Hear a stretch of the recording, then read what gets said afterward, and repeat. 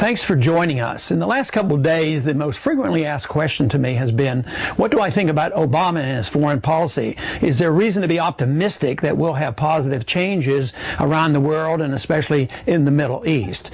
He has spoken out clearly in the campaign what his policy would be in Iraq. He wants to bring the troops home and he wants to get them out of there in 16 months.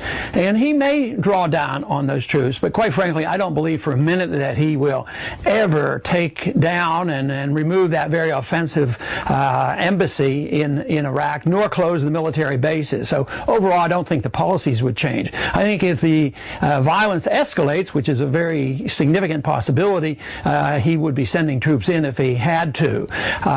Americans are still being killed in Iraq, and there's still a long way to go before there's real peace in Iraq, because the Sunnis are well armed and they are not happy by being pushed out by the Shiites. So time will tell us about that.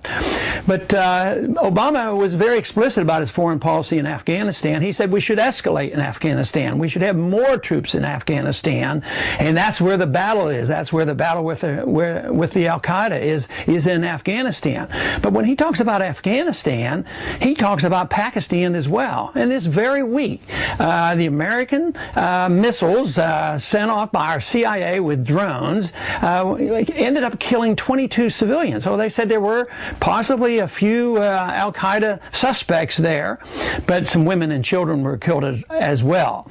And believe me, that doesn't go well on his diplomatic mission to work better with those individuals and our enemies in the Middle East. Matter of fact, that's the incentive for the Al-Qaeda to develop and grow. And as long as we have that policy over there, we can expect things to get much worse. Just as well, right now, Karzai was very unhappy with the Americans today, and American missiles had killed some Afghans.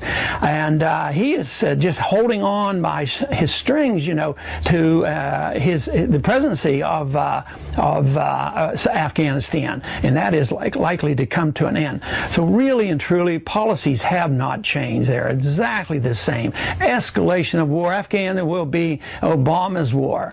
But I wished I could say that, well, let's look forward. The attitude has changed. We're going to be out of Iraq, and we're going to wind down in Afghanistan, but we're in there, and we are determined to have a long-term presence in the Middle East. There's a lot of things that drives that policy, and we all know about it.